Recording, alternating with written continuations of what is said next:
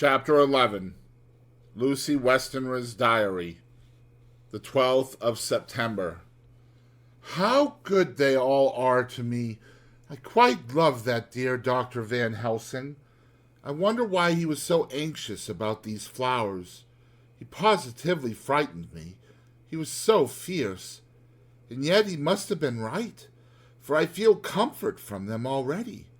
Somehow, I do not dread being alone tonight, and I can go to sleep without fear. I shall not mind any flapping outside the window.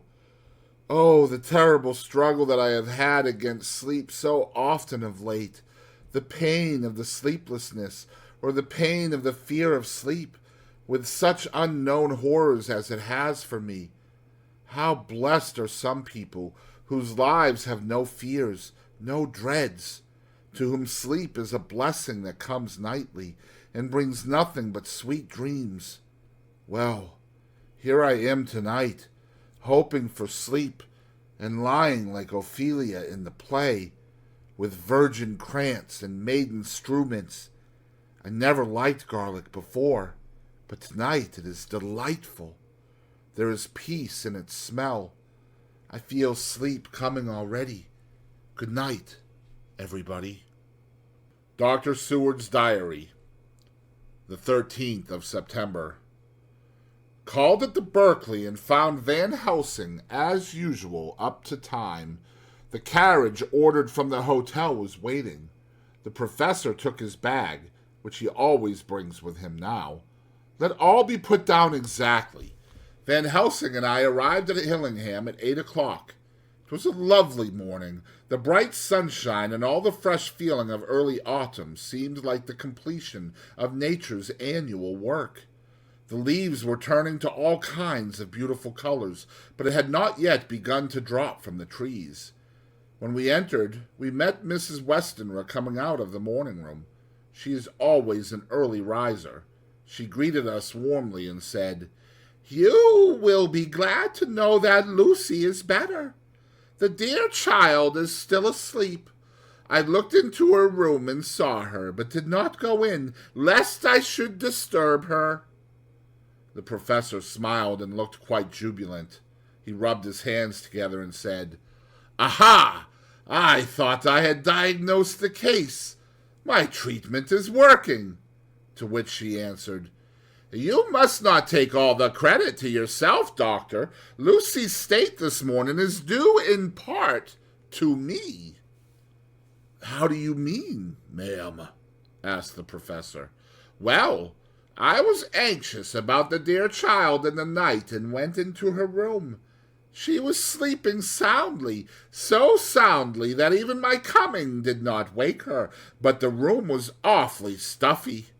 There were a lot of those horrible, strong-smelling flowers about everywhere, and she had actually a bunch of them round her neck. I feared that the heavy odor would be too much for the dear child in her weak state, so I took them all away and opened a bit of the window to let in a little fresh air.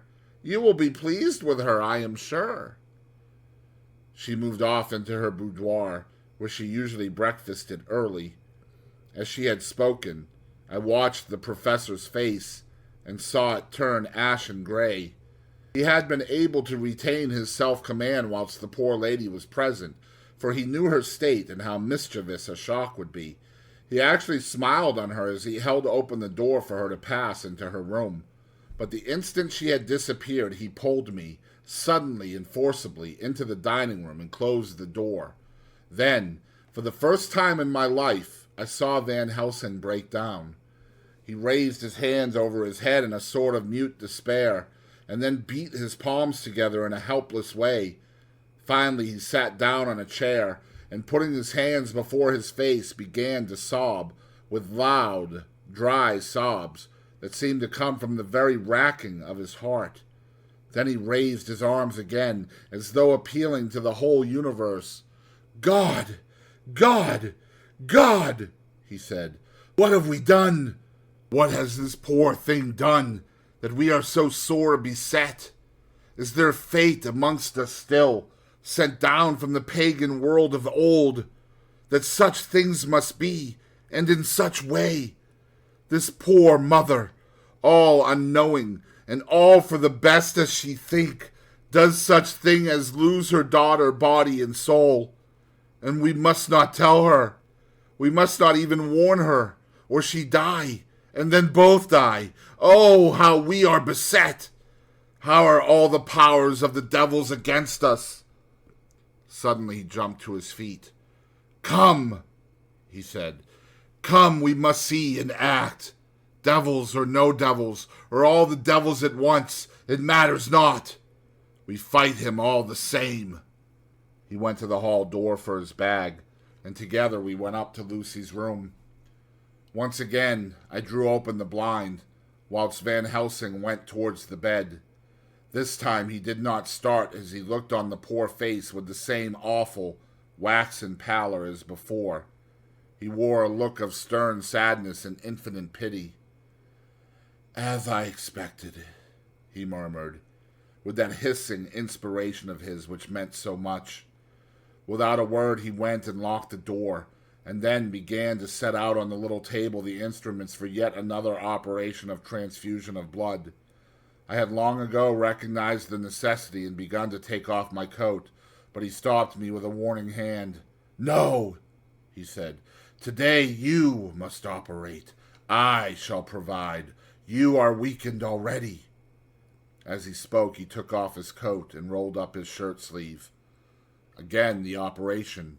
Again the narcotic. Again some return of color to the ashy cheeks, and the regular breathing of healthy sleep. This time I watched whilst Van Helsing recruited himself and rested. Presently he took an opportunity of telling Mrs. Westernra that she must not remove anything from Lucy's room without consulting him, that the flowers were of medicinal value, and that the breathing of their odor was a part of the system of cure. Then he took over the care of the case himself, saying that he would watch this night and the next, and would send me word when to come. After another hour, Lucy waked from her sleep, fresh and bright, and seemingly not much the worse for her terrible ordeal. What does it all mean?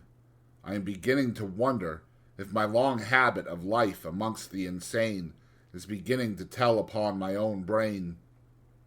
Lucy Westernra's Diary, the 17th of September. 4 days and nights of peace. I am getting so strong again that I hardly know myself. It is as if I had passed through some long nightmare, and had just awakened to see the beautiful sunshine and feel the fresh air of the morning around me. I have a dim half-remembrance of long, anxious times of waiting and fearing, darkness in which there was not even the pain of hope to make present distress more poignant, and then long spells of oblivion, and the rising back to life as a diver coming up through a great press of water. Since, however, Dr. Van Helsing has been with me, all this bad dreaming seems to have passed away. The noises that used to frighten me out of my wits, the flapping against the windows, the distant voices which seemed so close to me, the harsh sounds that came from I know not where, and commanded me to do I know not what, have all ceased. I go to bed now without any fear of sleep. I do not even try to keep awake. I have grown quite fond of the garlic, and a boxful arrives for me every day from Haarlem. Tonight Dr. Van Helsing is going away, as he has to be for a day in Amsterdam. But I need not be watched. I am well enough to be left alone. Thank God for Mother's sake, and dear Arthur's, and for all our friends who have been so kind. I shall not even feel the change, for last night Dr. Van Helsing slept in his chair a lot of the time. I found him asleep twice when I awoke, but I did not fear to go to sleep again, although the boughs or bats or something napped almost angrily against the window panes. Pall Mall Gazette, the 18th of September. The Escaped Wolf. Perilous adventure of our interviewer. Interview with the keeper in the zoological gardens. After many inquiries and almost as many refusals, and perpetually using the words Pall Mall Gazette as a sort of talisman, I managed to find the keeper of the section of the zoological gardens in which the wolf department is included. Thomas Builder lives in one of the cottages in the enclosure behind the elephant house, and was just sitting down to his tea when I found him. Thomas and his wife are hospitable folk, elderly and without children, and if the specimen I enjoyed of their hospitality be of the average kind, their lives must be pretty comfortable.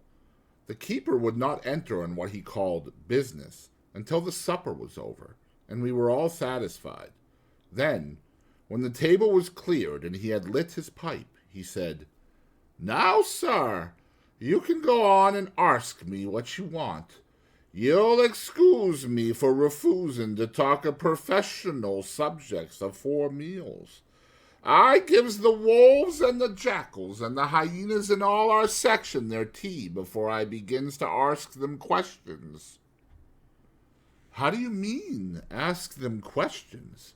I queried, wishful to get him into a talkative humor. "Hitting of them over the head with a pole is one way. Scratching of their ears is another. When gents as is flush wants a bit of the show-orf to their gals, I don't so much mind the fust, the hittin' with a pole afore I chucks in their dinner, but I waits till they've had their sherry and coffee, so to speak, afore I tries on with the ear-scratching.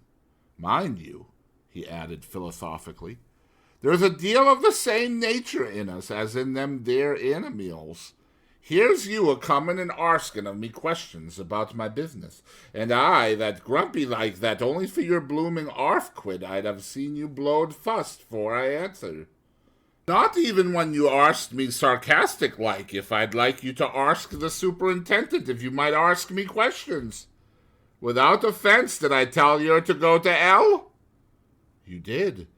"And when you said you'd report me for using of obscene language that was hitting me over the head, but the arf-quid made that all right. I weren't a-going to fight.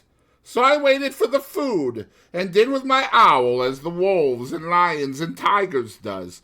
But Lord love your art, and now that the old 'ooman has stuck a chunk of her tea-cake in me, and rinsed me out with her bloomin' old teapot, and I've lit up, you may scratch my ears for all you're worth, and won't get even a growl out of me. Drive along with your questions. I know what you're coming at. That ear-escaped wolf." "Exactly. I want you to give me your view of it. Just tell me how it happened. And when I know the facts, I'll get you to say what you consider was the cause of it, and how you think the whole affair will end." "All right, governor. This ear is about the old story. That ear wolf what we called Berserker was one of 3 gray ones that came from Norway to Jamrocks, which we bought off him 4 years ago. He was a nice, well-behaved wolf that never gave no trouble to talk of. I'm more surprised that I'm for wanting to get out nor any other animal in the place. But there, you can't trust wolves no more nor women." "Don't you mind him, sir?" broke in Mrs. Tom with a cheery laugh. "He's got minding. The animal's so long that blessed if he ain't like a old wolfie himself. But there ain't no harm in him." "Well, sir, it was about 2 hours after feeding yesterday when I first hear my disturbance. I was making up a litter in the monkey house for a young puma which is ill. But when I heard the yelping and howling, I kem away straight. There was Berserker a-tearing like a mad thing at the bars as if he wanted to get out. There wasn't much people about that day, and close at hand was only one man, a tall, thin chap, with a hook nose and a pointed beard, with a few white hairs running through it. He had a hard, cold look and red eyes, and I took a sort of mislike to him, for it seemed as if it was him as they was irritated at. He had white kid gloves on in his hands, and he pointed out the animals to me and says, 'Keeper, these wolves seem upset at something.' 'Maybe it's you,' says I, for I did not like the airs as he give himself. He didn't get angry, as I hoped he would, but he smiled a kind of insolent smile, with a mouth full of white, sharp teeth. "Oh, no, they wouldn't like me," he says. "Oh, yes, they would," says I, imitating of him. "They always likes a bone or two to clean their teeth on about tea time, which you has a bag full." Well, it was a odd thing, but when the animals see us a-talking, they lay down, and when I went over to Bersica, he let me stroke his ears, same as ever. That there man come over, and blessed but if he didn't put his hand and stroke the old wolf's ears too. "Take care," says I. "Bersica is quick." "Never mind," he says. "I'm used to him." "Are you in the business yourself?" I says, taking off my hat. For a man what trades in wolves, and cetera, is a good friend to keepers. "No," says he, "not exactly in the business, but I have made pets of several." And with that he lifts his hat as polite as a lord and walks away. Old Bersicker kept a-looking at her until he was out of sight, and then went and lay down in a corner and wouldn't come out the whole evening. Well, last night, so soon as the moon was up, the wolves here all began a-howling. There wasn't nothing for them to howl at. There warn't no one near, except someone that was evidently a-calling a dog somewheres out back of the gardens in the park road. Once or twice I went out to see that all was right, and it was, and then the howling stopped. Just before 12 o'clock, I just took a look round before turning in, and bust me, but when I come opposite to old Bersicker's cage, I see the rails broken and twisted about, and the cage empty, and that's all I know for certain. Anyone else see anything? One of our gardeners was a-comin' home about that time from a harmony when he sees a big gray dog coming out through the garden edges. At least, so he says, but I don't give much for it myself, for if he did, he never said a word about it to his missus when he got home. And it was only after the escape of the wolf was made known, and we had been up all night a-hunting of the park for Bersicker, that he remembered seeing anything. My own belief was that the harmony had got into his head. Now, Mr. Builder, can you account in any way for the escape of the wolf?" "Well, sir," he said, with a suspicious sort of modesty, "I think I can, but I don't know as how you'd be satisfied with the theory." "Certainly I shall. If a man like you, who knows the animals from experience, can't hazard a good guess at any rate, who is even to try?" "Well then, sir, I accounts for it this way. It seems to me that ere wolf escaped simply because he wanted to get out."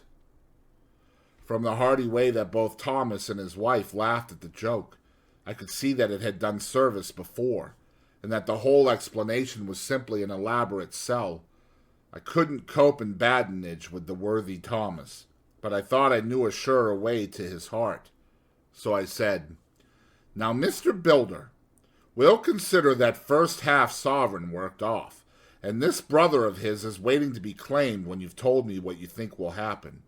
You'll excuse me, I know for a chaffin of ye, but the old woman here winked at me, which was as much as telling me to go on." "Well, I never," said the old lady. "My opinion is this, that ere wolf is a-hiding of somewheres.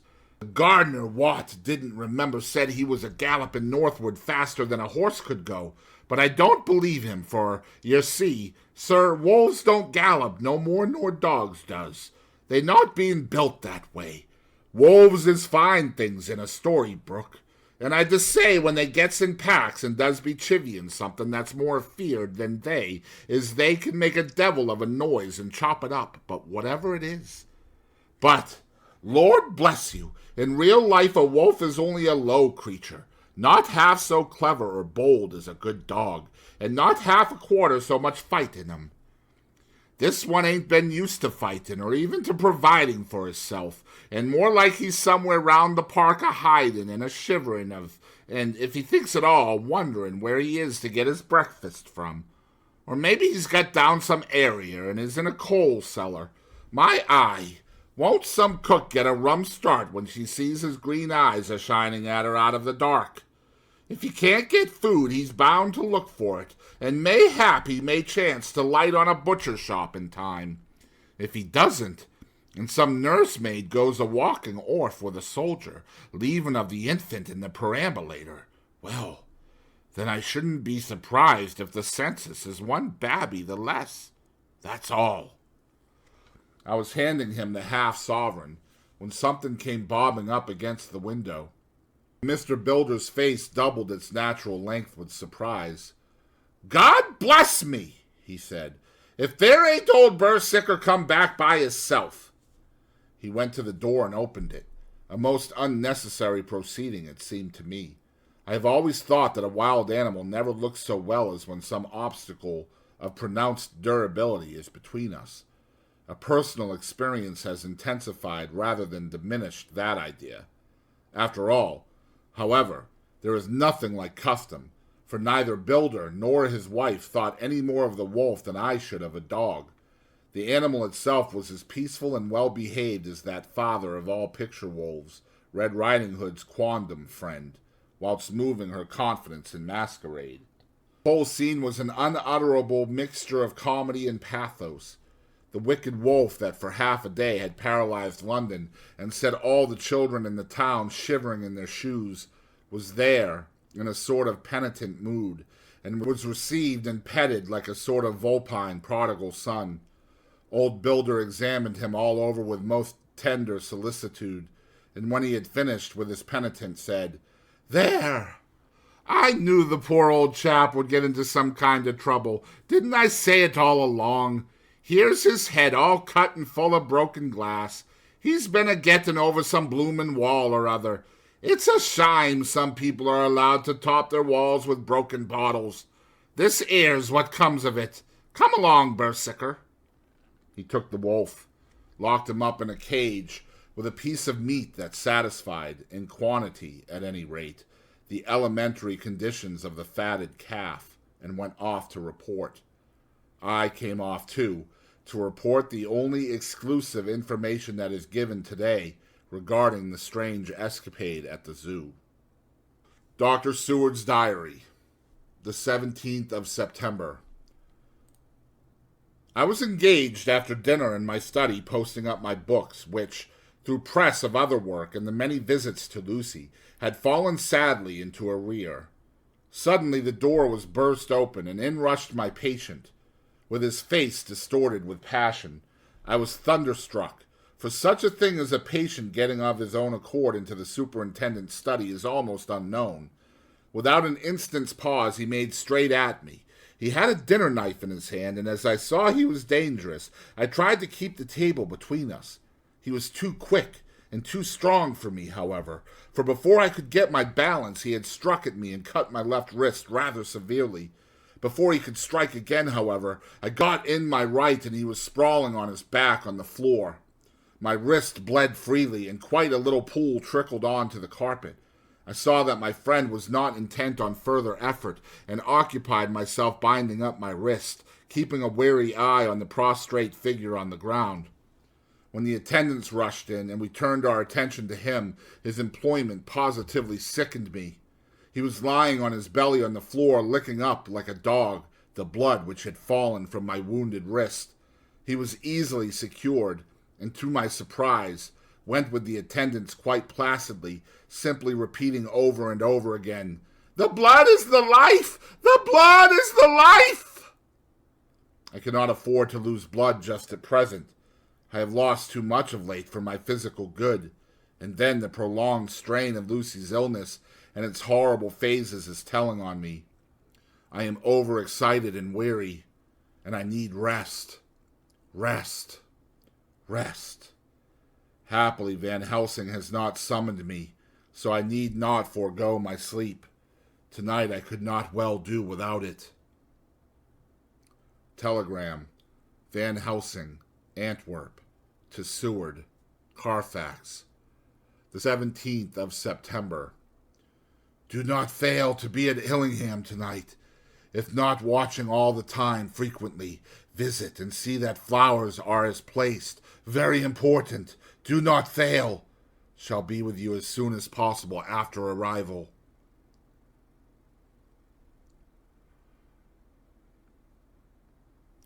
Dr. Seward's diary, the 18th of September. Just off for train to London. The arrival of Van Helsing's telegram filled me with dismay. A whole night lost. And I know by bitter experience what may happen in a night. Of course, it is possible that all may be well, but what may have happened? Surely there is some horrible doom hanging over us, that every possible accident should thwart us in all we try to do. I shall take this cylinder with me, and then I can complete my entry on Lucy's phonograph. Memorandum left by Lucy Westernra. The 17th of September. Night. I write this and leave it to be seen, so that no one may by any chance get into trouble through me. This is an exact record of what took place tonight. I feel I am dying of weakness, and have barely strength to write, but it must be done if I die in the doing. I went to bed as usual, taking care that the flowers were placed as Dr. Van Helsing directed, and soon fell asleep. I was waked by the flapping at the window, which had begun after that sleepwalking on the cliff at Whitby when Mina saved me, and which now I know so well. I was not afraid, but I did wish that Dr. Seward was in the next room, as Dr. Van Helsing said he would be, so that I might have called him. I tried to go to sleep, but could not. Then there came to me the old fear of sleep, and I determined to keep awake. Perversely, sleep would try to come then when I did not want it. So, as I feared to be alone, I opened my door and called out, "Is anybody there?" There was no answer. I was afraid to wake Mother, and so closed my door again. Then, outside in the shrubbery, I heard a sort of howl like a dog's, but more fierce and deeper. I went to the window and looked out, but could see nothing except a big bat, which had evidently been buffeting its wings against the window. So I went back to bed again, but determined not to go to sleep. Presently the door opened, and Mother looked in. Seeing by my moving that I was not asleep, came in and sat by me. She said to me even more sweetly and softly than her wont, "I was uneasy about you, darling, and came in to see that you were all right." I feared she might catch cold sitting there, and asked her to come in and sleep with me, so she came into bed and lay down beside me. She did not take off her dressing gown, for she said she would only stay a while, and then go back to her own bed. As she lay there in my arms, and I in hers, the flapping and buffeting came to the window again. She was startled and a little frightened, and cried out, "What is that?" I tried to pacify her, and at last succeeded, and she lay quiet, but I could hear her poor dear heart still beating terribly. After a while there was the low howl again out in the shrubbery, and shortly after there was a crash at the window, and a lot of broken glass was hurled on the floor. The window blind blew back with the wind that rushed in, and in the aperture of the broken panes there was the head of a great, gaunt, grey wolf. Mother cried out in a fright, and struggled up into a sitting posture, and clutched wildly at anything that would help her. Amongst other things, she clutched the wreath of flowers that Dr. Van Helsing insisted on my wearing round my neck, and tore it away from me. For a second or two she sat up, pointing at the wolf, and there was a strange and horrible gurgling in her throat. Then she fell over, as if struck with lightning, and her head hit my forehead and made me dizzy for a moment or two. The room and all around seemed to spin round. I kept my eyes fixed on the window, but the wolf drew his head back, and a whole myriad of little specks seemed to come blowing in through the broken window, and wheeling and circling round like the pillar of dust that travelers describe when there is a simoon in the desert. I tried to stir, but there was some spell upon me, and dear Mother's poor body, which seemed to grow cold already, for her dear heart had ceased to beat, weighed me down, and I remembered no more for a while. The time did not seem long, but very, very awful, till I recovered consciousness again. Somewhere near, a passing bell was tolling. The dogs all round the neighborhood were howling, and in our shrubbery, seemingly just outside, a nightingale was singing. I was dazed and stupid with pain and terror and weakness, but the sound of the nightingale seemed like the voice of my dead mother come back to comfort me. The sounds seemed to have awakened the maids too, for I could hear their bare feet pattering outside my door. I called to them, and they came in, and when they saw what had happened, and what it was that lay over me on the bed, they screamed out.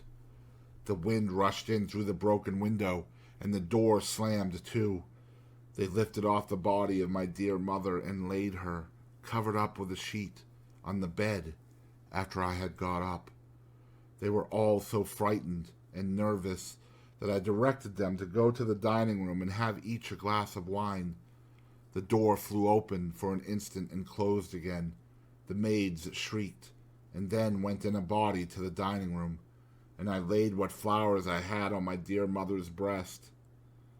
When they were there, I remembered what Dr. Van Helsing had told me, but I didn't like to remove them, and besides, I would have some of the servants to sit up with me now. I was surprised that the maids did not come back. I called them, but got no answer, so I went to the dining room to look for them. My heart sank when I saw what had happened. They all four lay helpless on the floor, breathing heavily. The decanter of sherry was on the table half full, but there was a queer, acrid smell about. I was suspicious and examined the decanter. It smelt of laudanum, and looking on the sideboard, I found that the bottle which Mother's doctor uses for her, did use, was empty. What am I to do? What am I to do? I am back in the room with Mother. I cannot leave her, and I am alone, save for the sleeping servants, whom someone has drugged. Alone with the dead.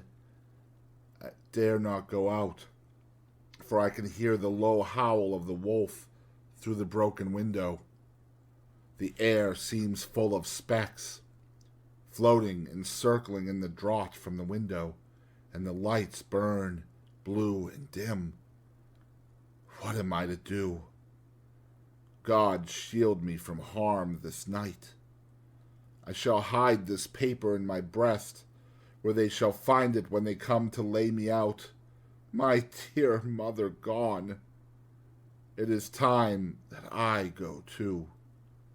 Goodbye, dear Arthur. If I should not survive this night, God keep you, dear, and God help me.